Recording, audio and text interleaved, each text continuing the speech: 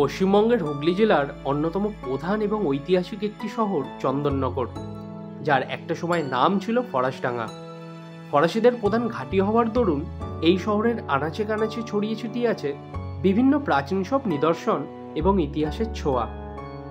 আজকে আপনাদেরকে দেখাবো সেই ইংরেজদের আমলের তৈরি রেল স্টেশন, যেখানে একটা সময় বিভিন্ন প্রান্তের ট্রেন এসে দাঁড়াতো। এই রেল স্টেশনের পাশেই রয়েছে একটি পুরনো জেটিঘাট।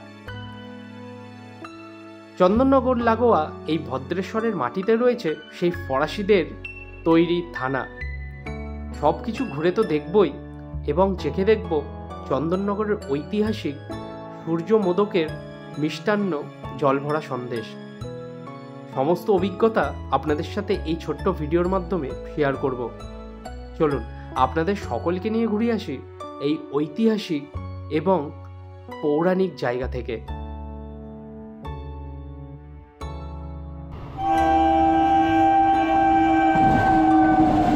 হ্যালো বন্ধুরা, welcome back to my channel. স্বাগত জানাচ্ছি তোমাদের আরও একটা নতুন ভিডিওতে। আজকের ভিডিওটা না খুব ইন্টারেস্টিং হতে চলেছে, কারণ আজকে আমি তোমাদেরকে নিয়ে যাব সেই ইতিহাসের দোরগোড়ায়। আজকে আমি যাচ্ছি হুগলি জেলায় অবস্থিত সেই ফরাসডাঙ্গাতে। একটা সময় এই জায়গার নাম ছিল ফরাসডাঙ্গা। চন্দননগর লাগোয়া এই জায়গার বর্তমান নাম হচ্ছে ভদ্রেশ্বর। তাই ভদ্রেশ্বরই একটা সময় মেন বাণিজ্যিক কেন্দ্র ছিল ইংরেজ আমলে।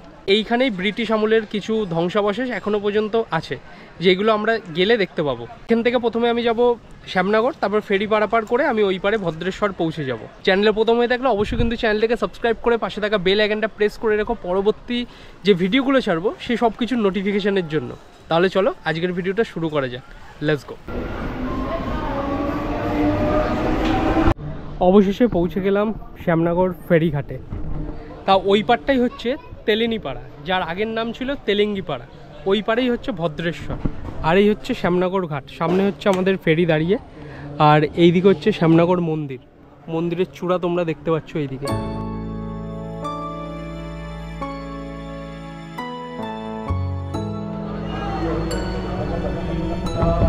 প্রায় 10 মিনিট অতিক্রম করার পর ফাইনালি পৌঁছে গেলাম তেলেনিপাড়ার গঙ্গার ঘাটে। আর এটা হচ্ছে তোমার ফেরিঘাট সামনে, আর এইদিকেই হচ্ছে মন্দির। দেখো কি দারুণ এলাকাটা। তা চলো বাইরের দিকে যাই, দেখি টোটো না অটো পাই সেই জায়গাটাই যাওয়ার জন্য। ফেরিঘাট থেকে পারাপার করার পর এই পাশে একটা টোটো পেয়ে গেছিলাম, মানে আমাকে আসতে হলো বাবুবাজার 10 টাকা ভাড়ার বিনিময়ে। আবার এখান থেকে আমার যেতে হচ্ছে গৌরহাটি। ওইখানে গিয়ে দেখা যাবে যে ওখানে যে স্টেশনটা, ওখানে একটা পুরনো স্টেশন আছে না, আছে এখনো গৌরহাটিতে রেল লাইন আছে ওখানে গৌরহাটিতে। হ্যাঁ, যাই। কত সময় লাগবে এখান থেকে? 10 মিনিট মতো সময় লাগবে, পৌঁছে যাবো ওইখানে। মেন হচ্ছে ওইখানটা গিয়ে তোমাদের সব কিছু ক্যাপচার করবো। আর ভদ্রেশ্বরের এই পাশে আসার পর না বহু পুরনো দিনের বাড়ি দেখতে পাচ্ছি। যেহেতু একটা সময় নাম ছিল এখানে ফরাসডাঙ্গা, যেহেতু চন্দননগরের মধ্যেই ছিল এই জায়গাটা, সেই কারণে প্রচুর পুরনো দিনের মানে আগেকার দিনের বাড়ি ঘর তো এখানে চোখে পড়ে।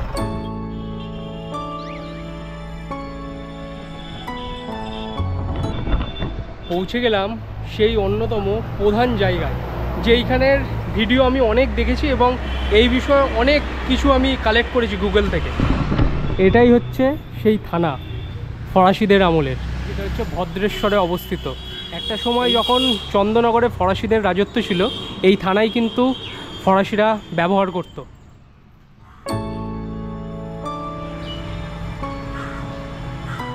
এইটা হচ্ছে জেল ছিল এই থানার মধ্যে।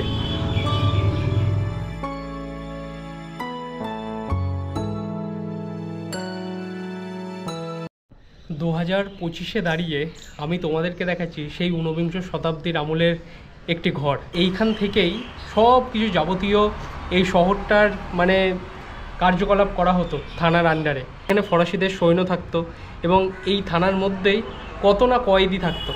এখন তো তোমার কিছুটা ধ্বংসের কারণে এরকম হয়ে গেছে। আর পেছনের এই ঘরগুলো দেখতে পাচ্ছ সেই ফরাসি আমলের তৈরি, কিন্তু এই পুরনো দিনের ঘর। একটা হিস্টোরিক্যাল ব্যাপার। তোমরা যদি ভদ্রেশ্বরে আসো, যদি তোমাদের হাতে টাইম থাকে, তাহলে তোমরা এই গৌরহাটি অঞ্চলের জায়গাটাই আসবে। টোটোওয়ালাকে বলে দেবে যে আমি ওই পুরনো থানাটার সামনে নামবো, তোমাদের নামিয়ে দেবে। একটা নস্টালজিক ব্যাপার হচ্ছে। হিস্ট্রিতে কত পড়েছি এই বিষয়ে, আজকে নিজে থেকে এসেছি এইখানে। আনবিলিভেবল।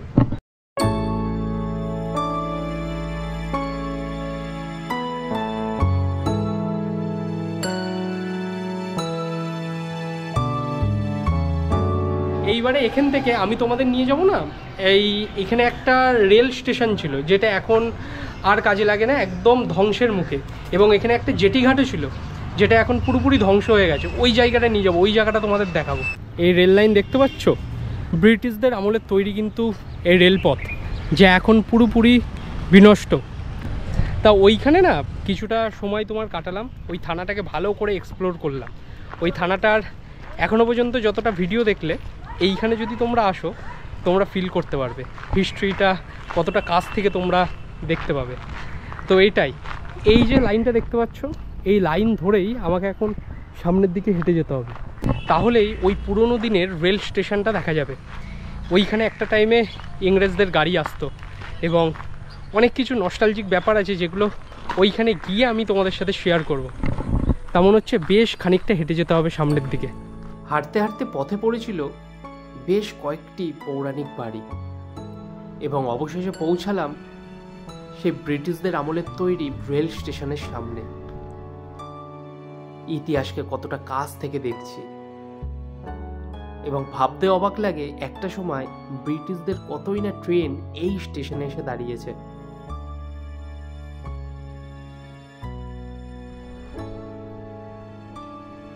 এইখানেই একটা টাইমে ইংরেজদের গাড়ি এসে দাঁড়াতো এবং যত কিছু মালপত্র সব কিন্তু এইখানে নামতো। আর সামনেই না একটা জেটিঘাট আছে। अंकल जी वो वाला जेटी घाट है अभी भी? किधर है वो? इस तरफ? আচ্ছা আচ্ছা। বর্তমানে তো তোমার বিভিন্ন মালপত্র এখানে নামে, এখানে বাজারঘাট বসে এই জায়গাটায়, কিন্তু একটা সময় ইংরেজদের ট্রেন এই স্টেশনেই এসে দাঁড়াতো এবং বিভিন্ন মালপত্র এই স্টেশনেই কিন্তু ওঠানামা করতো। আর সামনে হচ্ছে তোমার একটা জেটি ঘাট আছে যেটা প্রায় ভেঙে চুরে গেছে। সার্কাসের জন্য কথিত আছে নাকি বাঘ, ভাল্লুক, মানে তোমার হাতি ট্রেনে করে এইদিকে আসতো এবং এই রেল স্টেশনেই কিন্তু নামতো। মানে হিস্ট্রি যদি তোমরা ভালোবাসো তাহলে এই জায়গাগুলো দেখতে তোমাদের আরও বেশি ভালো লাগবে। তাই এখন না আমি তোমাদের ওই জেটি ঘাটের দিকে নিয়ে যাব।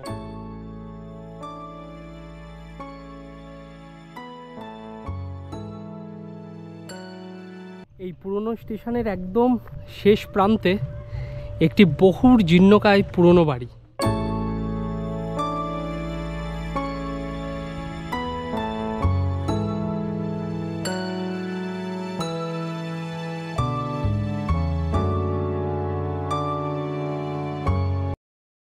শ্রী শ্রী রাধারানী ও শ্যাম সুন্দর জিওর মন্দির এটি।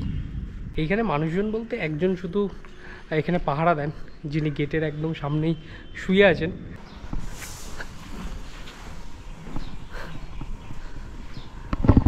পুরো মনে হচ্ছে উত্তর কলকাতার রাস্তার মধ্যে এখান থেকে হাঁটছি। বাজারের ওইখানে যে বাগবাজার আছে ওই জায়গাটাও আমার ভিজিট করার খুব ইচ্ছা। তা ওইখানেও কিন্তু গেলে অনেক পুরনো দিনের বাড়ি ঘরদোর দেখা যায়। ট্রাভেল করলে কি হয় জানো, মানে পুরনো দিনের ঘর বাড়ি দেখলে না একটু আলাদা রকম ফিল আসে, মানে নস্টালজিক ফিল আসে। কারণ আমরা বিভিন্ন বইতে পড়ি, হিস্ট্রিতে কত পড়েছি হিস্ট্রিতে, এবং তখনকার বিষয়গুলো যদি নিজের চোখের সামনে দেখি তখন আরও বেশি মানে দারুণ ব্যাপার লাগে, সেটা বলে বোঝানো যাবে না। যারা ঘুরতে ভালোবাসো তাদের কাছে এটা একটা অন্যরকম মাধুর্যপূর্ণ বিষয়, এইটা বলতে পারি।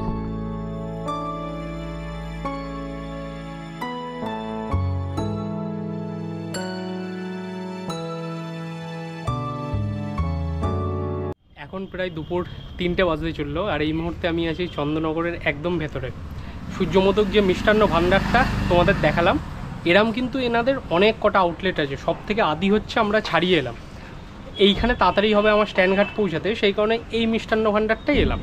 তাই এইখান থেকেই নিয়ে নিয়েছি এই চন্দননগরের ঐতিহ্য এখানকার জল ভরা সন্দেশ। বেসিক্যালি এইটা আমার থেকে নিয়েছে 50 টাকা, মানে এখানে 40 টাকা থেকে দাম শুরু, তারপর আপ টু তোমার 200, 300, 400 পর্যন্ত চলে যায় দাম। তাই এই হচ্ছে জল ভরা সন্দেশ। মেন যে কী বলো তো, এই ভেতরে একটা তোমার জল ভরা থাকে, মানে একটা রস থাকে, এর জন্য এর নাম জল ভরা সন্দেশ। এইটা শেষ করি, তারপরে বাড়ি যাওয়ার পালা। তাই এই হিস্টোরিক্যাল ভিডিওটা দেখে তোমাদের কেমন লাগলো অবশ্যই কিন্তু কমেন্ট বক্সে জানিও। আর ভিডিওর মধ্যে যদি কোনো খামতি থেকে থাকে সেটাও কিন্তু কমেন্ট বক্সে জানাবে। দেখা হচ্ছে পরের ভিডিওতে। সকলে ভালো থেকো, সুস্থ থেকো, টেক কেয়ার। আজকের জন্য টাটা ফ্রম এই ঐতিহাসিক শহর চন্দ্রকোনা।